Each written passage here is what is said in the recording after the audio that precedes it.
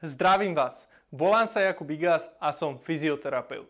V dnešnom videu si ukážeme, ako si uvoľniť bolesť vyžarujúcu do nohy za pomoci loptičky.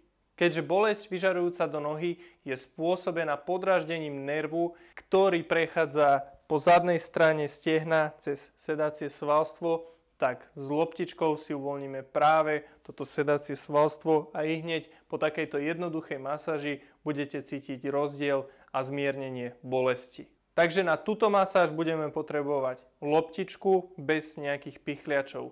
Najoptimálnejšia je tenisová loptička a budeme masírovať sedací sval od hora až dole z jednej strany na druhú.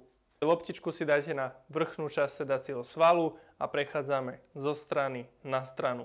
Na týchto miestach to býva najbolestivejšie, takže sa toho netreba báť. Tam, kde to bolí, ostávate dlhšie a postupne bolesť bude miernejšia.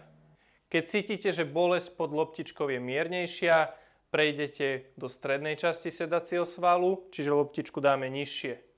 Takýmto spôsobom si postupne premasírujete celý sedací sval. Teraz po premasírovaní, keď sa prejdete, tak určite cítite, že bolesť je oveľa miernejšia. Túto masáž môžete vykonávať viackrát denne a masírujete minútu až 2 podľa pocitu.